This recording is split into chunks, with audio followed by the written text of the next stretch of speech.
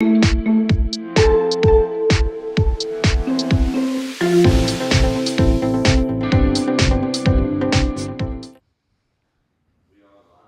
right, great.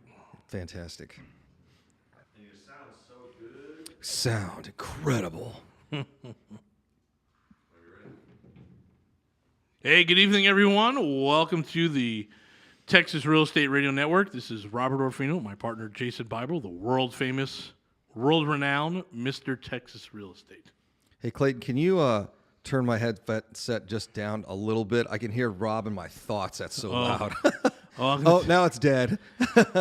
There we go. That's better. So we had an event on Saturday. Yeah. And one of the mastermind members came up, and he had a bit of an issue, and it's the marketplace. It's not us, but he's first-timer, so he's not quite understanding that fact that, Sprout Mortgage just dissipated in one Zoom call, and half of our mortgage friends are out of business, right? Yeah. If you want a real interesting case study, if you're in mortgage, title, a real estate agent, this is the bloodbath. Yeah, this is it. It's happening now.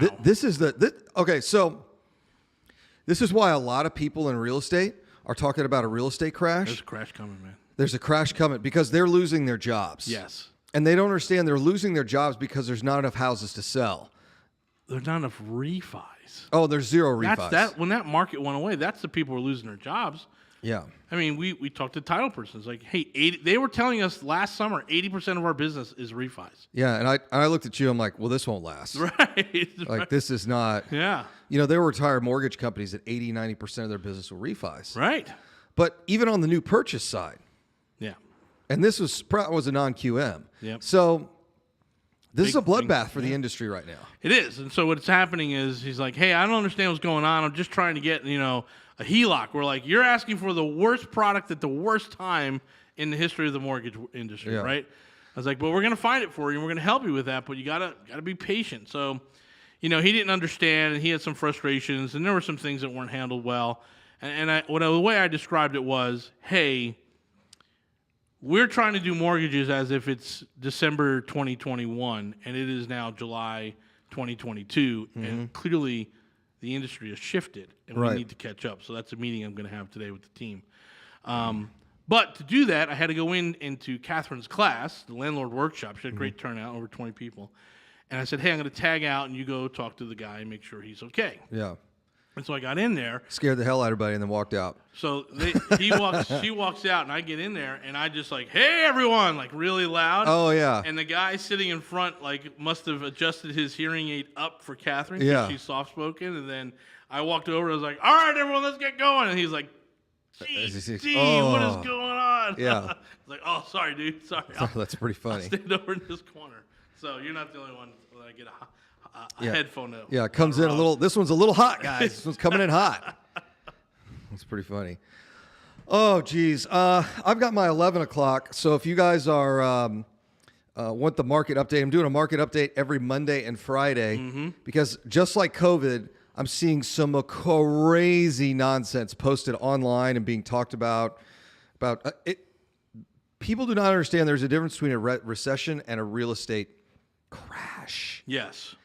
Crash. You can have one without the other. That's right. Yeah. What do recessions have to do with real estate? And I'll tell you another one that's shocking to everybody. Interest rates have nothing to do with the price of a house. Right. They've got nothing to do with each other. We're in a very unique spot. We're going to talk about this on August 4th, Wednesday, the Red Talk. Make sure to go to mrtxre.com. That's our website.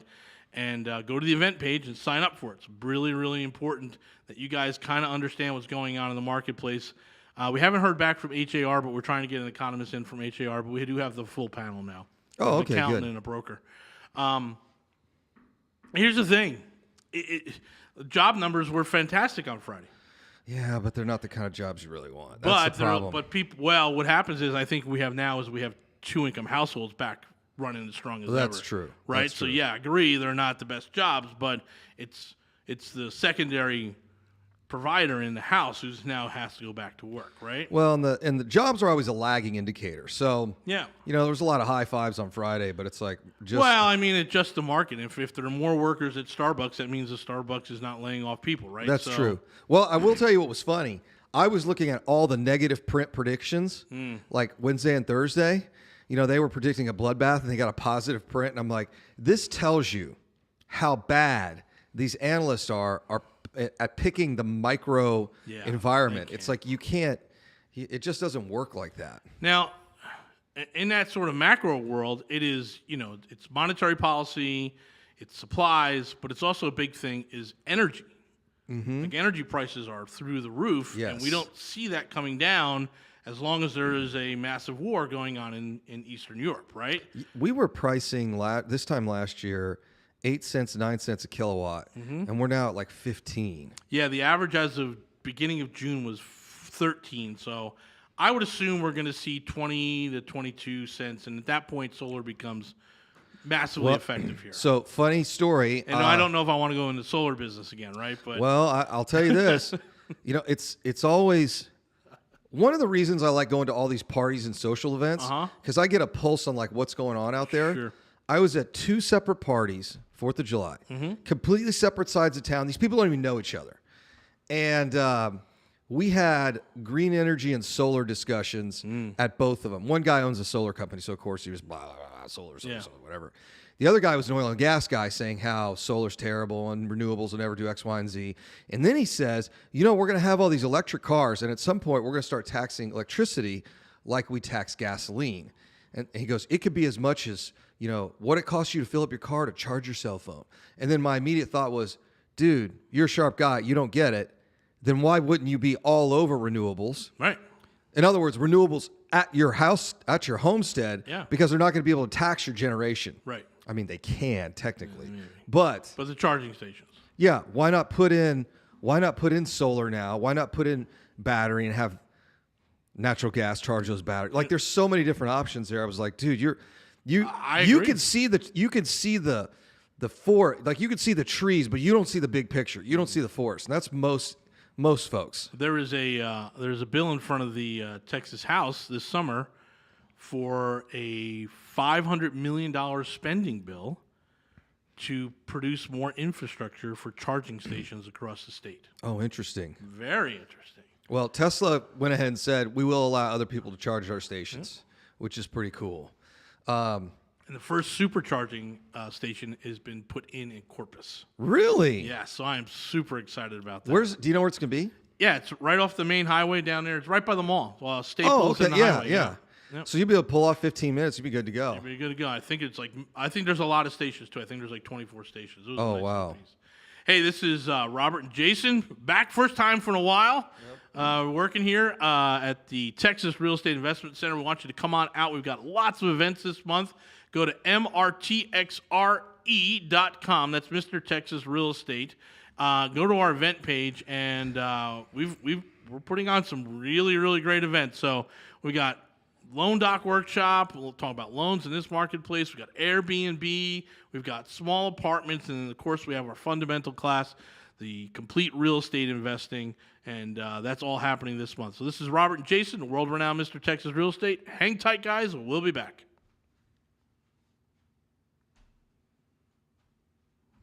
Hey, everyone. Welcome back. This is Jason and Robert here with world-renowned Mr. Texas Real Estate. This is the Texas Real Estate Radio Network.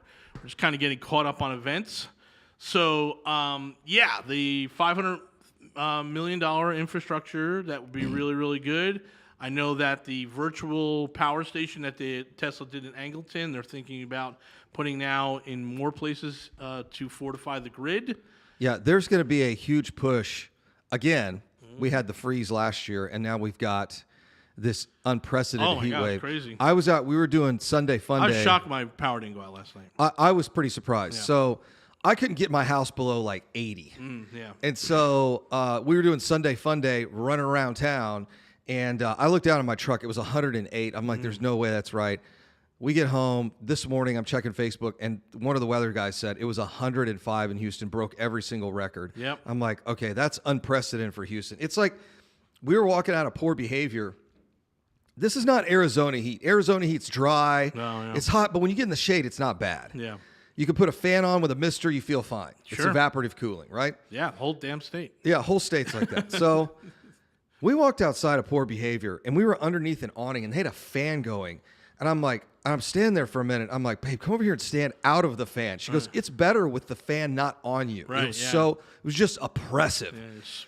And then we had to make the walk all the way from the valet to where the truck was 20 feet away. And you're just sitting there. It's 5 o'clock in the afternoon. You're just getting microwaved. Like, this is awful.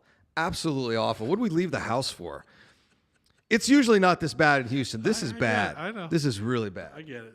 And that's when I said, But I don't want to. example of walking from the valet to the car. Yes, yeah, it was. Yeah, I was a gentleman. Opened her side of the car, and then at one point she goes, "I don't care if you open my car door. I just need you to get in this truck as fast as possible to get the AC going." I'm like, "Okay, fine." So, and here's the other thing with the truck, right? So it got broken into a couple weeks ago. So I have one window that has tint, and I'm like, I'm just kind of like getting ready to sell it. So I'm like, I don't want to put window tint and everything else. Anyway. So long story short, I didn't realize it was that hot yesterday. I was like, it feels really intense, and it was brutal. Yeah, absolutely it was brutal. Tough. It was a tough day. Like 90 at night. I had the pool. I was in the pool yesterday, and whole house couldn't get down below. I think the coolest we got was 77. Oh wow. Yeah, 77. So, but I did one of that little best personal investments I ever made was put that mini split right in my bedroom. And last night it was really cold in there, just little tiny, 400 square feet. Yeah. Got that thing. It's oversized for that, and it was 110, so we didn't even have to do a hot wire. We just plug it right in. Yeah. Well, I'm gonna pull the full snob card, and once my house it's completely insulated. Yeah. I'm putting an air conditioner, a mini split in the garage. Yeah. So when I pull out, it's already 80, Yeah. at least 80 in that car. Well, we're traveling now with the dog, so we have to start the car before the dog gets in it because Oh yeah. she moved him in one day into the crate, and it was just really hot, and he was like freaking out, yeah. Yeah, his underside there. And hey, Texas heat, that's what's going on. And you can imagine our Airbnbs, the air conditioner's not working. It's like, it's working, it's just the hottest day on record. I don't know what to tell you. It's 105. It's 80 in there, Yeah. and that's 25. Yeah, you're lucky you get Yeah. that. Yep. And then the problem is, they're at the beach and the family, so the kids are in and out Yeah. the doors, and it's just like, yeah, we're in trouble. It's going to be hot. It's going to be pretty brutal. Yeah, so I set my house on 85, and I'm like, all right, well, I'm not staying here. I'm staying at somebody else's, staying at the girlfriend's place. And then we're going to Fredericksburg starting Thursday. Oh, very nice. So Nice. so Fredericksburg is going to be, I think it's going to be, I got to look it up. I'll be It's down going to in be pretty Corpus this intense. weekend. We're actually doing lunch with my parents on Thursday on the way nice. up there. Let me pull up Fredericksburg weather. Yeah, I'm like, I don't want to go back to my house. It's awful. Fredericksburg, Virginia is 80. That is definitely not it. Let's pull up. What are we at? Because that is the hill country. It is already 92. It's going to be 102 today. Nice. Oh, it might rain Thursday. It'll get all the way down to 99. So a cold front must be moving in. Yeah, it's going to be 100, but it'll be 70 at night. It's a tough one. It'll be 70 at night. We're going to have a great time. I can't wait. I haven't been to Fredericksburg in years, so taking the 911 with us. So Oh, very nice. going to take it on a little trip. Yeah, so listen, guys, we're going to talk about the stuff on August 4th. Yeah, it's a Wednesday. But that's what, I was looking at it, and for me, it's the energy stuff that is, I'm not saying I'm nervous about it, but I'm sure happy we're in an energy-friendly city. Yeah. Like, so I'm not insiding trading or anything like that, but we have a lot of folks in our mastermind that work in the oil and gas business. Mm-hmm. And so I just put a little text out the other day to a couple guys. I was like, hey, any turnarounds happening? I was like, bing, bing, bing, Yeah. bing, bing. They're like, Yeah. oh, all right. So these guys are looking at it thinking, hey, it's time to put some reinvestments and moving some things over. So, yeah, we're looking at some stuff. And I'm like, oh, I think we can get some winter rentals at this place and this place. Yeah. So that's what we're looking at. So we have two folks in our mastermind that are pre-turnaround. Oh, yeah. Right yeah. there going, I was like, yeah, I'm doing this. Looks like this is happening. Looks like that. I'm like, very good. That's Okay. good to know. Yeah. It's good to know. Well, and I think especially as we're having power grid issues now, they sent it, I saw it on Zero Hedge today. They're expecting brownouts all through Texas. Yeah. We'll When see. I came to Texas, everyone was so proud. Like, we have our own power grid. And then you realize, it sucks. Yeah, when you go down, you kind of go down hard, They're right? so proud. It's like, we have our own power grid. We could succeed tomorrow. I'm like, oh, that would not be good. Yeah. And power grid sucks, and the price of upgrading that power grid is going to go into your electric bill over the next forever. Well, but one of the challenges with Texas is it's kind of a big state. Yeah. So running power from one place to the other is not free. horrible, yeah. So it's terribly expensive. So in any case, but yeah, they'll figure it out. They'll put more stations in. We'll put more solar in. It's just Absolutely. this is the biggest green energy state. That's right. So it's like they'll But just it never got to the consumer. That's the thing that's crazy to me. not yet. Yeah, but it will. So we're looking very hard. I know that Tesla Solar had their best quarter ever. Mm-hmm. Would we go with Tesla Solar, or would we just I'm buy gonna the go stuff with and do no, it? I'm going to go with Tesla. Well, it's either them or if you want to do the guys with the gas generator, because they also do a solar and battery backup, which is kind of clever. But I'm like, I would go with whoever can get me there first. Gotcha. I'm not going to go with your guy you met at a party. I'm not. Well, I'm going yeah, to go with yeah. the two big names I got backup because Yeah. solar will make you rich really, really quick, and then you're out of the business. In 10 years from now, we have a problem with your system. Oh, it's true. You're like, who do I go that to? guy's gone. Yeah, it's like a roofer. Like I have no idea, right? Anyway, guys, this is Robert and Jason with the world-renowned Mr. Texas Real Estate. This is the Texas Real Estate Radio Network. I want to thank you all for joining us. We appreciate you guys here every night listening in. Met a few more fans of ours. I wouldn't say fans, listeners. They came out to the event this weekend. They admitted they actually watched. Yeah, they're like, listen hey, to we the watch show? on YouTube, and I listen to you on the radio. I'm like, great, really appreciate that. So if you want to come out to our events and get some knowledge and network with some folks, go to mrtxre.com. MR is in Mr., TX is in Texas, RE is in real estate.com. Go to the event page, and you'll see we're jam-packed with events. So we want to have you here in the building. We did put a new air conditioner in, so it's staying cool, so we're happy about that. Anybody wonders where my Lambo's at? It's on the roof of this building. Yeah, it's on, definitely. There's like on the roof. 10 of them up there. All right, guys, hang tight. We'll be back.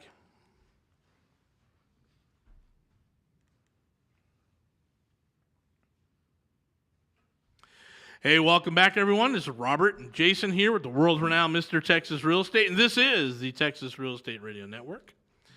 So, yeah, we're still happy.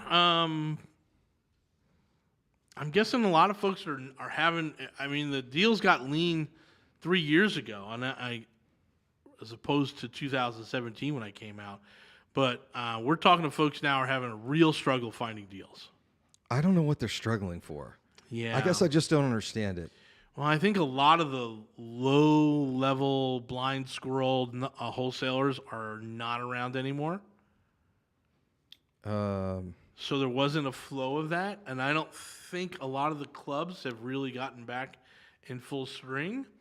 Well, And- most of the real estate clubs now are just, let's go hang out and drink beer, which is fine. I mean, I'm not opposed to that, but it's like, hey, you guys got something else that you can offer here? Yeah.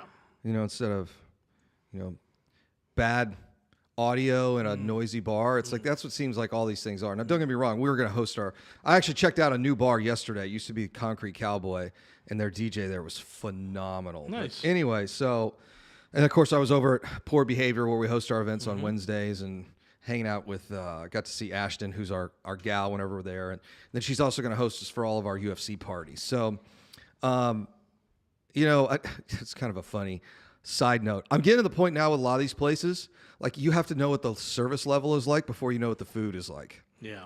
Because it's like you go to some of these places and yeah, it's great, but they can't hire enough service staff. But anyways, to go back to the club stuff, I'm like, I don't know. I kind of, it still seems like it's kind of COVID out there. Well, Maybe I just don't get them as often as I used to. Yeah, we've had some folks come over from other organizations, and they're like, "Yeah, I joined that organization. I paid a lot of money, and then they told me to go talk to every wholesaler in town." Yeah. Right. That's Fortune Builder's great advice. Right. Go Yeah. to the rig clubs and talk to every wholesaler, as if right. Yeah. As if Sam or Giovanni or any of these guys are going to let a 70% deal walk out the door. Right. Right. And so that's a mistake. If you're a beginner, you think you can just go to these clubs and network and someone's going to give you a deal. That's not how it works anymore. It certainly did. And when I was back in LA, when foreclosures were everywhere, right? That was, you could find a deal that way, but it ain't that way anymore because the guys that are doing the wholesaling are smart enough to know, hey, I got a great deal here. I'm not going to let this one go. I'm going to do the flip myself. Yeah. And they're all prepared, and they all have crews, and they all have more knowledge and a bigger network than you do. And so people are struggling with that, and they're coming to us, and they're like, do you actually find deals? We're like, yes, we find deals. It's like, really? How many deals do you find? It's like, how many deals you want? How many do you want? Right. It's like 10. I'm like, okay, so you want 10 deals, call it 200,000, so that's $2 million. You need about 30% cash down. You have $600,000 ready to deploy. Oh, no, I don't. No. Okay, so then you don't want 10, do you? Yeah. So you got to have that Right. sort of, reality slap. Yeah. So I was like, well, I can definitely do 2. But I could do an infinite number with no money out of pocket. Well, no, you got to have reserves and construction yeah, escrows. absolutely. And Yeah, like, that's not, like, I still don't understand how that guru nonsense is still out there. Yeah. Well, I'm getting hit with let me teach you how to do short sales, foreclosures, all that. And I'm like, dude, do you ever think 2008 is going to ever happen again? No, not at all. I mean, they shut down the country, wrote people checks. That was Trump that did that.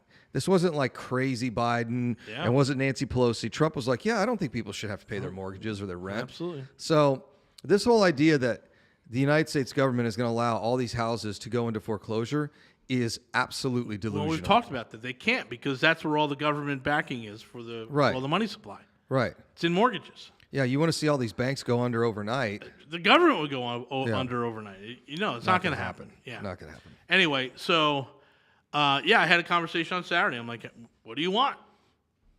If you tell me you want a 3-bedroom, 2-bath brick house in Katy for under $200,000, ain't no one got that. Yeah, they're gone. So And they're never coming back. right, it's not coming back, right? But if you're looking for something similar in some other areas, then yeah, we can work with you. I just love this. Like, this is my favorite analogy.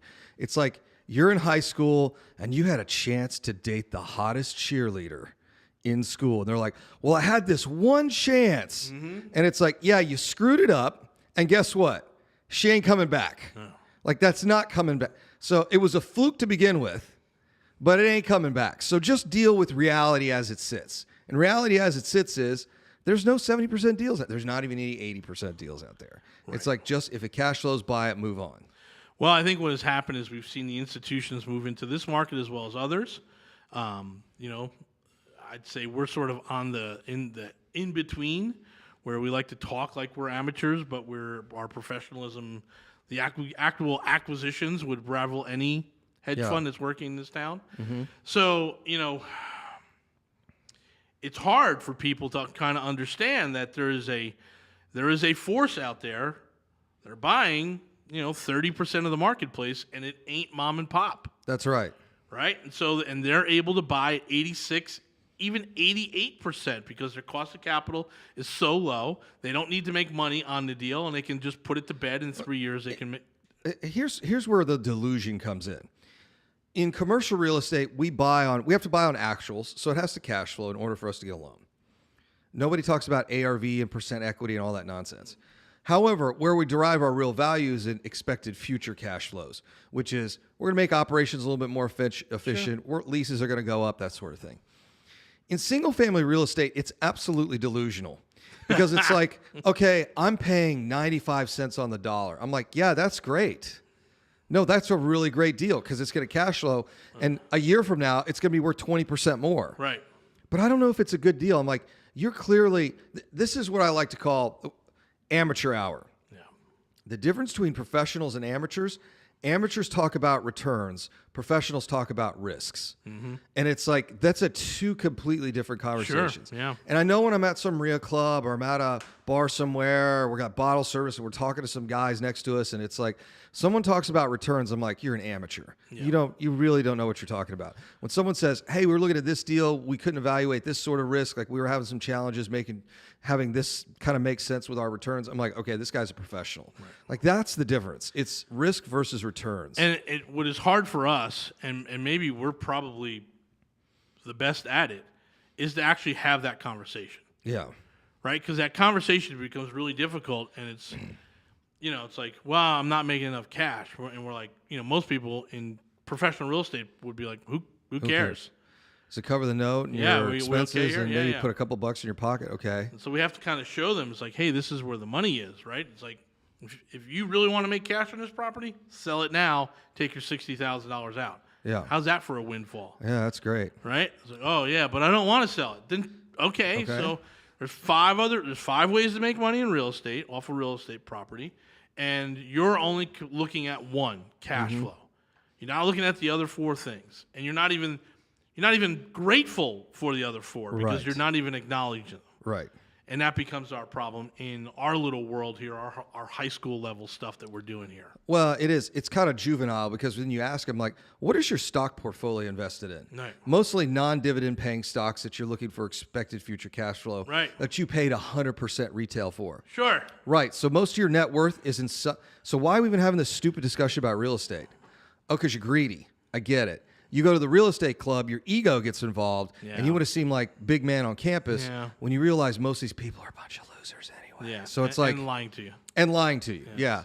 It's validation seeking. Yeah. And when you see it, it's like, dude, who cares what your portfolio looks like compared to this guy? Are you buying more houses? You buying more real estate? Yeah, so you're going to win in the end anyway. I mean, who cares? Yep. Hey, this is Robert and Jason with the world-renowned Mr. Texas Real Estate. Hang tight, guys. We'll be right back. All right, I got to go upstairs, do my show. I'll see you guys later.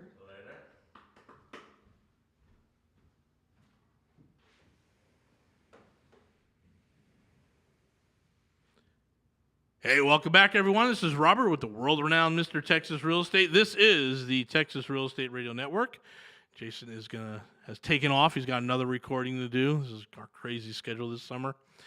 But yeah, we're doing an event called the 5 Ways to Make Money in Real Estate actively, and you should come on out to that. We'll find a date while we're talking here. But it's pretty important stuff that we kind of get a grasp on really early to kind of, and we talk about this all the time. We're like, what do you really want, right? What are you looking to do?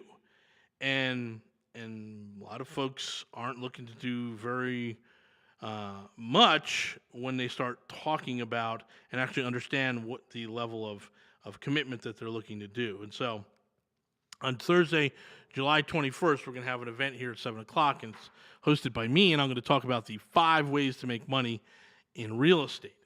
And then we get sort of dragged into the one way, the cash flow. How much is the cash flow? Is the cash flow? Is the cash flow? It's like, I get it. Yes, we want cash flow, even a very minimal amount of cash flow, right?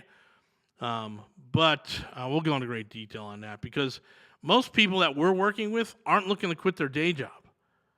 So the difference between $100 and $180 cash flow is not going to make or break them. It's not going to make or break them, which is why we get into our philosophy, which is, hey, we want to have a base of properties that are free and clear. You can go leverage all you want, but make sure you have a base of 10 doors or 15 doors that are free and clear, throwing off $10,000, $15,000 a month on top of having a net worth of $2 to $3 million based on those properties. Then you can go do anything you want because you have collateral.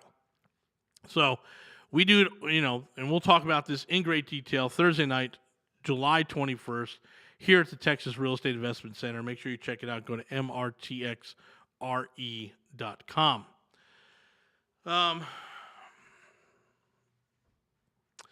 So again, we're in a massive heat wave. Air conditioners are failing all the time. I've got a guy. He's a good guy. He does our work, but as I explained on Saturday, you want to run your construction project as a professional. You want to have a contract, you want to have a draw system, and you want to pay them after it's complete, right? You want to make a final payment after it's complete. And the problem is a lot of times the guys we're using, because we're masters of the universe and I'm not going to pay that much, I ain't paying retail, you start working with folks that are sub-retail. And the problem that you don't recognize is if they could charge retail and get a consistent flow of work for retail, right, they wouldn't need you. So in order for them to take a draw and sign a contract and get permits and get testing and get all that stuff, the thing that you want the job to perform as, if they could do that on a regular basis, they wouldn't be cheap. And so I know I get this from a lot of investors who are like, oh, I got a guy. I'm like, do you? Do you really? Yeah, well, tell me about it. And then they, secretly I'll have people come to me. He's like, oh, my plumber won't show up. He just won't show up. I'm like, yeah, do you understand why he won't show up? I'm like, no. I was like, because he's going to work for cash. And they're looking at me. I'm like, do you understand there's two economies in this city? Do you understand there's an economy for everyone who can get a bank account and a credit card, and then there's an economy for everyone who deals cash? I sold a truck to a landscaper for $10,900, and he paid me in 20s. And I understand because he's a landscaper and he had cash and he wasn't able to keep all the money in a bank account, and he just brought me a big bag of cash.